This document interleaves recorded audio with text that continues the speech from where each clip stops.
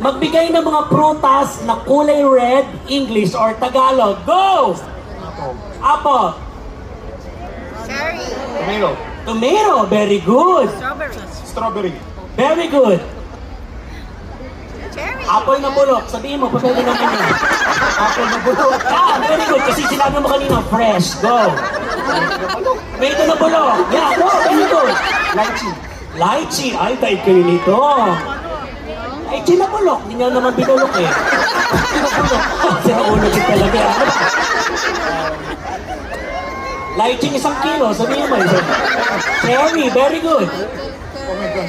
Okay, mauusay, palakpakan natin. Lalo yun na sa dulo, palaban na palaban. Alright, medyo hirapan natin ng konti.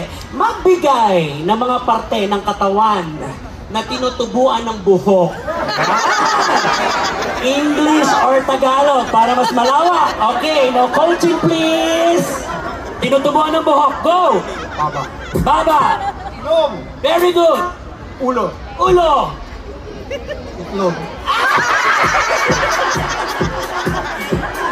Tama naman, di ba? Tama? Oo, tama yun. Hindi ako nagsabi nun na. Ikaw, anong kaliwa kanan?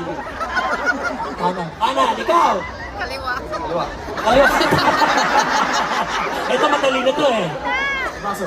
Braso, very good. Ulo. Ulo, nasabi ni ulo. Ulo ng...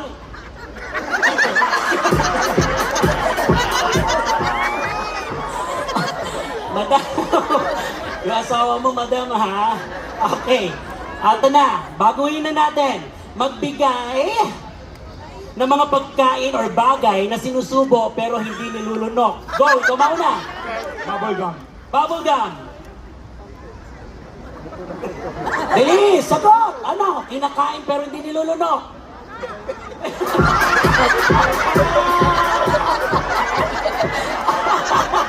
Alam niya, kuya. Ikaw! Hindi ako nagsabi na sila, ha? Pipay na fresh.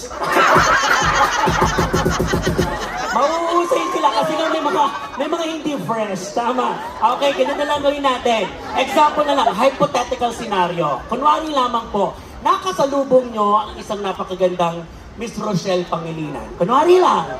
Tapos, nakasama kayo sa isang vlog content. At inalaw niya kayo na maging kadate one night. At inalaw niya din kayo na i-kiss siya sa part ng katawan niya. Saan niyo siya i-kiss at bakit?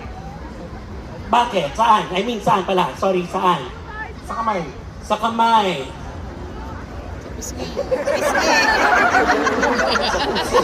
Sa pusod.